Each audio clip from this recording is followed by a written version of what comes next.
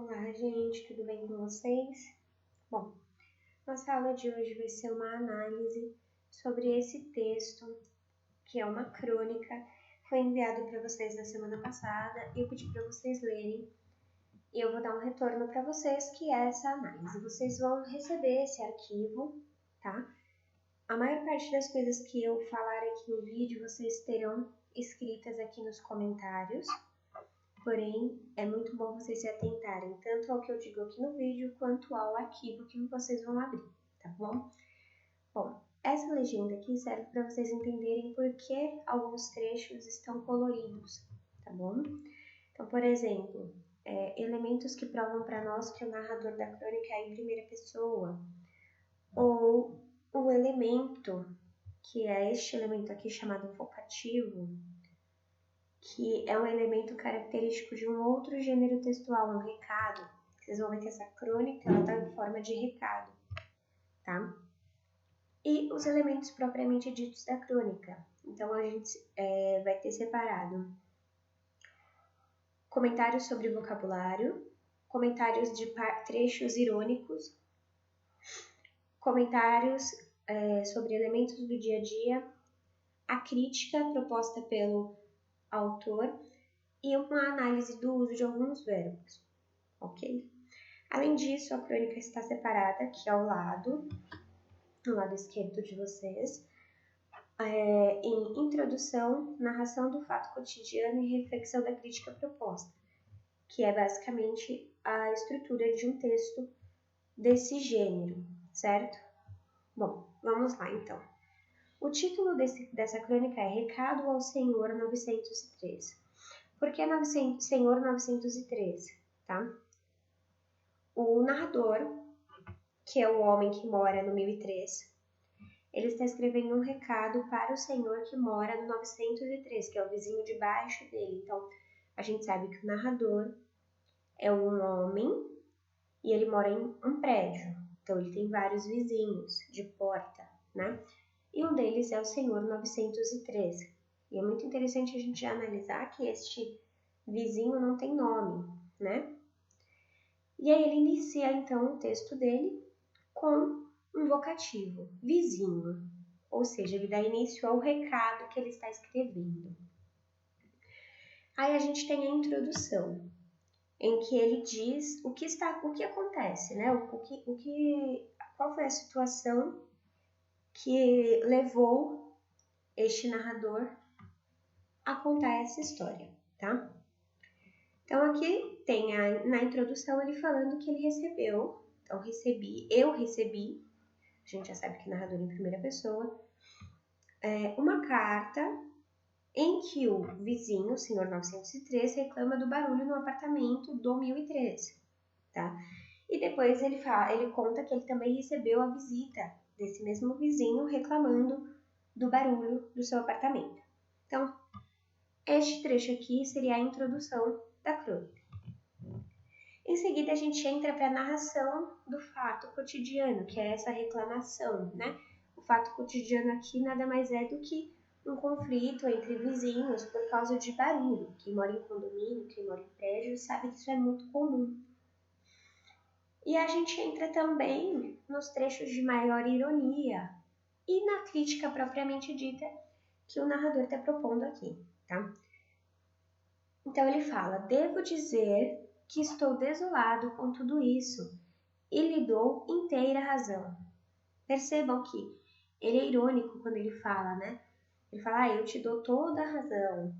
Né? Ele vai falar aqui que é impossível repousar, descansar no 903, ou seja, no apartamento de baixo, enquanto há vozes, passos e músicas no 1003, que é o apartamento do narrador.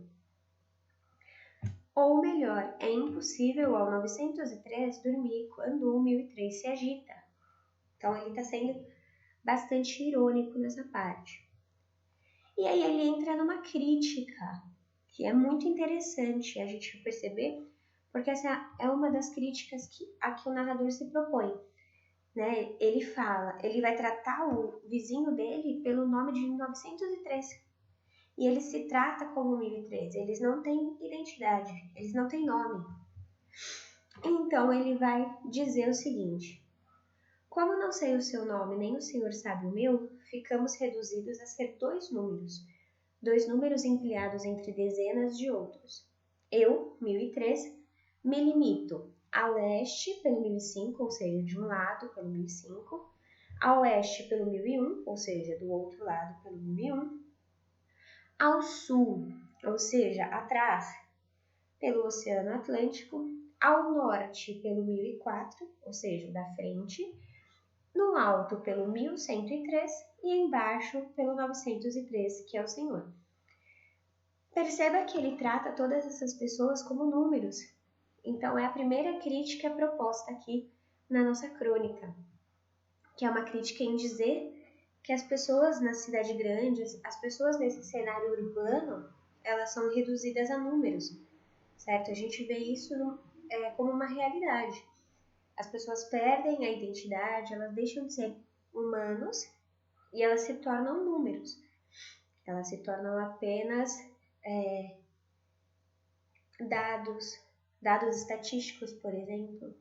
Ninguém mais pensa em cada pessoa como uma pessoa, como um ser humano. Então, há uma crítica aqui do autor através dessa parte, dessa reflexão.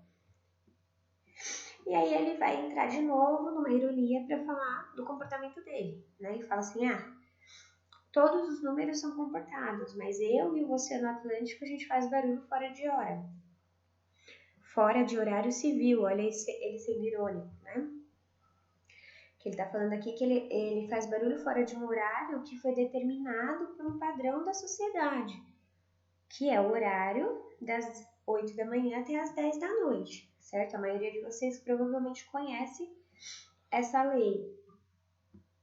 E aí ele de novo reforça: nós dois apenas nos agitamos e bramimos, ou seja, fazemos barulhos ao sabor da maré, dos ventos e da lua, ou seja, eles fazem barulho conforme eles querem, ou a qualquer horário, eles não seguem um padrão, como deveria pelo menos o 1003 fazer, né? E aí ele começa a ser irônico e diz: prometo, sinceramente, adotar depois das 22 horas de hoje em diante um comportamento de manso lago azul, ou seja, ele não vai mais ser como o mar, que é barulhento, que faz barulho a qualquer momento, fora de hora. Ele vai ser como um lago. O lago ele é composto por águas paradas, então ele é manso, ele é calmo, ele é silencioso. Aqui novamente a crítica do número, né? Então, ele está sendo irônico, dizendo: quem vier à minha casa, ao meu número, porque ele está dizendo que a casa dele também não é uma casa, né? A gente tira essa ideia afetiva de lar e deixa só um número de prédio. Então, quem vier à minha casa será convidado a se retirar, então a sair, às 9h45, e eu explicarei. O 903 precisa ir pousar das 22 horas às 7, pois às 8h15 deve deixar o 783 para tomar o 109, que levará até o 527 de outra rua, onde trabalha na sala 305. Muitos números, né, gente? Faz a gente até ficar confuso. Mas é justamente essa a proposta aqui do narrador. Porque ele está dizendo novamente aquela mesma crítica ali em cima, que a nossa vida é toda numerada, que a gente não tem mais uma vida de verdade. A nossa vida são só um conjunto de números que a gente precisa seguir todos os dias. Então, o 913 é o vizinho, ele precisa dormir às 22 horas, levantar às 7 horas, sair de casa às 8h15, deixar o prédio, cujo número é 783, para tomar o ônibus número 109, que o levará até o número 527 de outra rua, ou seja, o local de trabalho dele é no número 527, onde ele trabalha na sala 305. Então, percebam, há uma nova crítica aqui à sociedade, a essa robotização das pessoas, robotização das relações, em que as pessoas não são humanas, tá? Elas nada mais são do que robôs, do que números. Elas estão perdendo a humanidade. E aí ele volta a falar, então, do barulho dele. Aí ele fala: e reconheço que ela, essa vida, só pode ser tolerável, ou seja, aceitável. Então, ele está dizendo que a vida nem é boa, ela é tolerável. A realidade, ela não é boa, ela é simplesmente aceitável, porque é o que tem. Então, ela só fica dessa maneira, mais fácil de se viver, quando um número não incomoda outro número. Mas o respeita ficando dentro dos limites dos seus algarismos. Então, ele está sendo aqui irônico novamente. Ele pede desculpas e promete o silêncio.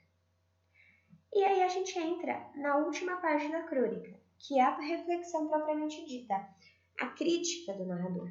E aí, o narrador ele vai usar de verbos que vão sempre expressar para nós uma hipótese.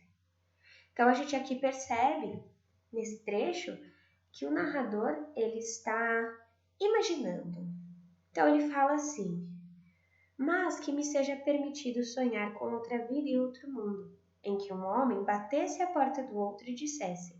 Então, percebam, ele está criando uma hipótese e, através dessa hipótese, dessa situação imaginária, ele faz uma crítica à realidade, que é dizer: quem me dera se ao invés de meu vizinho vir bater na minha porta e reclamar do barulho, porque ele precisa acordar cedo, ou seja, que a preocupação do vizinho é simplesmente levantar para ir trabalhar, que o vizinho dissesse: vizinho, são 3 horas da manhã e eu vi música em tua casa, aqui estou. E o outro respondesse: entra, vizinho, e come do meu pão e bebe do meu vinho. Aqui estamos todos a bailar e cantar, pois descobrimos que a vida é curta e a lua é bela. Então percebam, o narrador está propondo que as pessoas poderiam ter outras preocupações, não somente acordar cedo, ir ao trabalho, cuidar da rotina, né? Que as pessoas elas poderiam ter também a preocupação de curtir o momento, de desfrutar a natureza, de desfrutar a companhia de outras pessoas, né? Então ele está, na verdade, aqui tentando fazer uma crítica a essa desumanização mesmo, que as pessoas não conseguem mais estar juntas, porque as preocupações elas consomem os indivíduos e eles acabam esquecendo de viver realmente, né? E aí ele termina dizendo: e o homem trouxesse sua mulher e os dois ficassem entre os amigos e amigas do vizinho, entoando canções, então cantando algumas músicas para agradecer a Deus o brilho das estrelas e o murmúrio da brisa nas árvores, e o dom da vida e a amizade entre os humanos, e o amor e a paz. Então, a crítica, a reflexão aqui é: quais são realmente as prioridades, né, que os seres humanos têm hoje em dia? Que devido à sociedade em que a gente vive, de grande correria, a gente precisa sempre estar trabalhando. Então, essa reflexão vem de como a gente acaba não aproveitando os pequenos momentos, que a gente não para desfrutar da natureza, a gente não para desfrutar de boas companhias, a gente está sempre com pressa, certo? Então há nessa crônica uma narrativa de um fato cotidiano que está sendo aqui descrito, e a partir desse acontecimento, que é um acontecimento banal, um acontecimento corriqueiro, há uma reflexão por trás, há uma crítica, né, do narrador. E é muito importante que vocês tenham isso em mente, que a crônica ela sempre vai trazendo um tom de ironia, uma crítica sobre alguma situação do cotidiano, tá bom? Espero que tenham gostado, tenham entendido, principalmente, esse texto que é tão bem construído e tão bem elaborado. Um beijo e até logo!